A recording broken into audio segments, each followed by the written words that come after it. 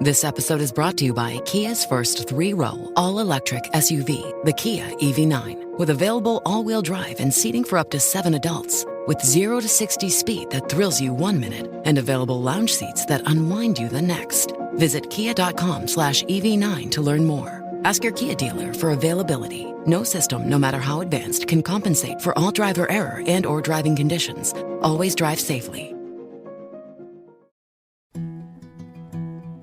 A science story, huh? These NYU scientists, I felt right. I was so And I just thought, well, I had figured it out. It was that golden moment. Because science was on my side.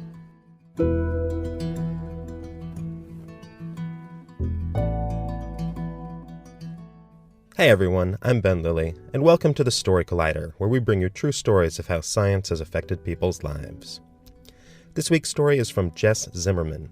The story was recorded in March 2013 at Union Hall in Brooklyn. The theme of the event was brain awareness.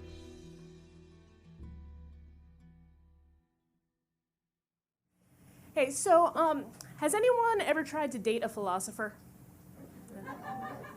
Okay, this is good. It's not too many people.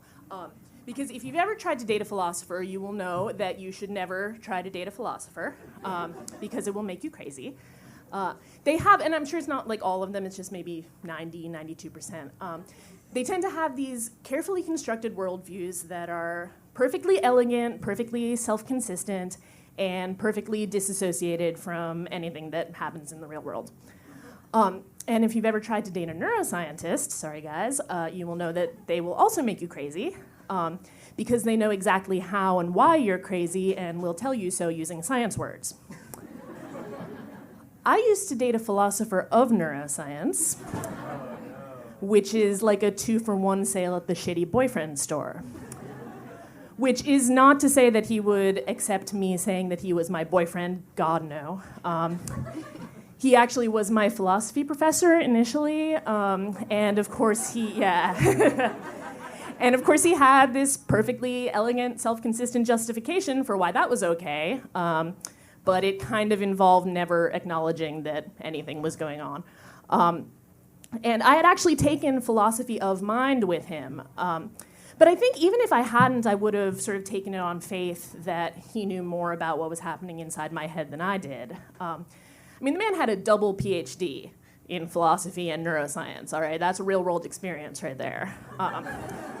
Yeah.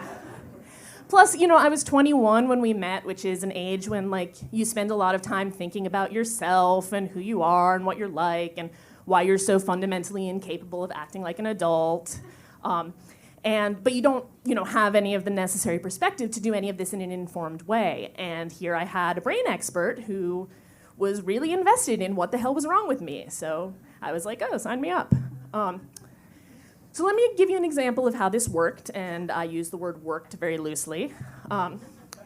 Let's say that he wanted to tell me that I was being too emotional, which is sort of a canonical thing that jerks think about women. With your typical jerk, he'll just say, oh, you're being so emotional and illogical, and then you either say, oh, sorry, sweetie, or yeah, who gives a shit, depending on, what the rest of your relationship is like and who you are and whether you're 21. With this guy, it was more like, I think you may have limbic system damage. You think I what? Well, you seem to be having trouble controlling your emotions. You seem to be maybe not remembering stuff about your life, and that sounds like limbic system damage to me. It can come from stress in childhood. I didn't have that stressful of a childhood. Well, you probably just don't remember it as stressful because of your limbic system damage. And now, you laugh, but you guys, I took notes. I mean, I'm not saying that it never occurred to me to say, well, yeah, but also maybe I'm being emotional because you're being a dickbag. And in fact, I would write him these long emails where I was kind of like, I think that maybe your model of how my brain works is wrong in some particulars. But I almost never sent them, because he just had so much more authority than I did to say what was happening in my brain. And when I did send them, I would get back responses like, do you even know what you just said to me? Is your brain really that variable? And I'd have to think, maybe it is. So it was a great relationship, which he would have hastened to tell you was not a relationship. But even though it kind of made me miserable, I was also so smitten that I didn't even really notice when it started to kind of shade into something that was really pretty bad for me. I really thought that there was something seriously wrong with me pretty much the whole time, because he told me that there was, and he's the guy who knows. And I definitely always fell all over myself to do whatever he asked me to. I won't tell you what most of that was because my mom is here. But I will tell you that when he asked me to be a subject in his brain scanning experiment, I jumped at it like a puppy. First of all, it's a chance to help him and see him at work, and second of all, he would be paying so much attention to me. And also, he paid $20, but actually, I think he didn't even tell me about the $20 in advance, since he didn't need to. So what this guy was interested in academically was the question of consciousness and how and why consciousness happens in the brain. And so he was very interested in the difference between what's happening in your brain when you're conscious of something happening versus when something happens that you don't actually notice. And so one of his particular areas of interest, and I still think that this is incredibly cool, is called change blindness or inattentional blindness. It turns out that when something changes really gradually or it changes while you're distracted, you actually don't notice that anything has changed at all.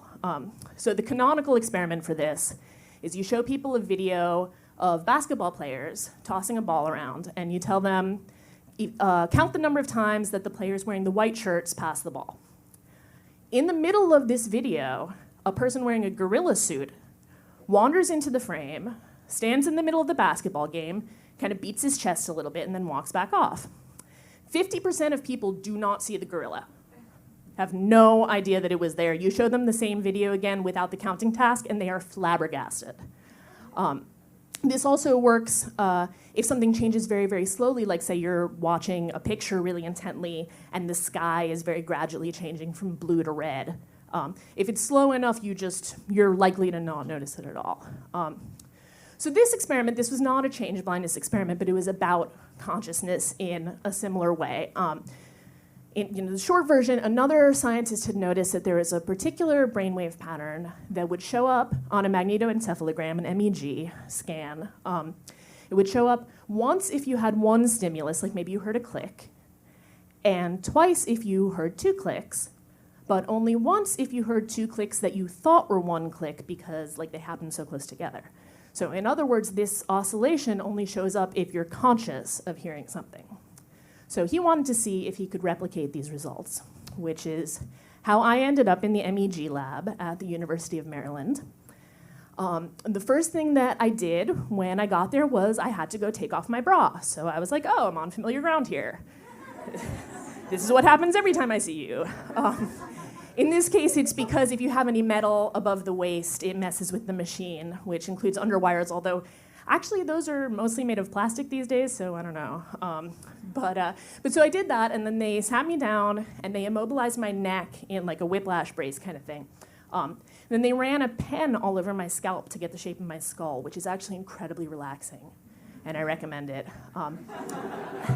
And then they put sensors all over my head. So by the end of this, I'm sitting there, braless, with this electronic Esther Williams cap thing on, and really glad that I'm going into the MEG where nobody can see me. So an MEG machine, if you've never seen one, it looks basically like a narrow bed in an enclosed room with a toilet seat at one end into which you're supposed to stick your head. So it's less scary than an MRI because it doesn't have the whole noisy iron lung thing going on, but it's still pretty surreal to have somebody put sensors all over your head and direct you into a room where you plug your head into a toilet. But as it turns out, that was actually the least surreal part of the whole experiment, because what I was supposed to do was listen to these series of clicks and say whether what I was hearing were single clicks or double clicks that were happening at almost the same time. So I'm lying there trying to listen really, really intently to these clicks. Click, click, click, click, click, click, click, click, click. And I started to feel like I was going into a trance. You're actually supposed to have your eyes closed for this test. And I started dozing off, and I'm even, having those little dreams that you have where you're trying to do a task over and over again. Click, click, click, click, click, click, click, click, click. I'm in class, and the clicks are a test, and I'm failing. Click, click, click, click, click, click, click, and the clicks are noises coming down a telegraph wire, and I'm trying to interpret them. Click, click, click, click, click, click, click, click, click, click, click. And every so often, his voice would break in, telling me, what the next part of the task was, and I would kind of jolt awake, like, oh, no, I wasn't sleeping. He told me later that my voice was at 10% panic level, which, yeah, you have a calibrated scale, of course you do. But I don't remember feeling panicky. I just remember feeling kind of disembodied and unreal, lying in the dark, fighting to stay awake, listening to these clicks, click, click, click, click, click, click, click, click, click, and I suddenly think, wow, this is a really poorly designed experiment. Because it depends on attention and concentration, but if you put a person on a bed in a dark room with their eyes closed and make them listen to hypnotic clicking sounds, they're going to fall asleep. So, he's trying to evaluate consciousness, and I guess the experiment is set up really well to look at consciousness, except for the part where it is virtually guaranteed to make you unconscious. So he's getting bad data because he's trying to look at people's brains and just really totally ignoring how people work. Now, it still took me a couple of years to fully take on board what had started to change at this moment, but lying there thinking, he may have the inside line right now on what's happening inside my head, but I don't think he's actually understanding what he sees. It was like I had a moment of going, hey, did a gorilla just walk through here? Yeah.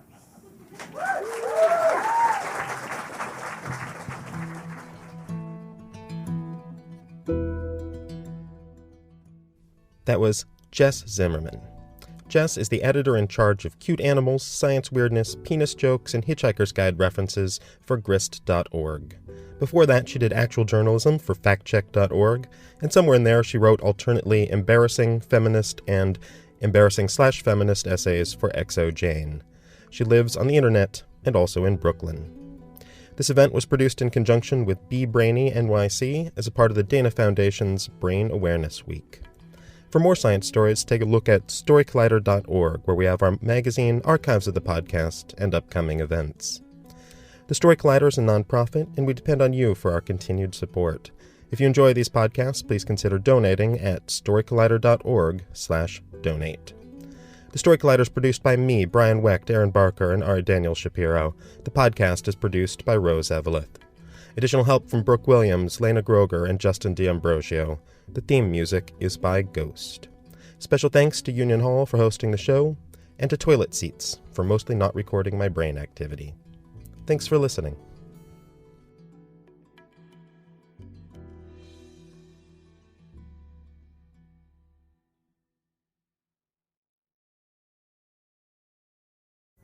Pulling up to Mickey D's just for drinks? Oh yeah, that's me.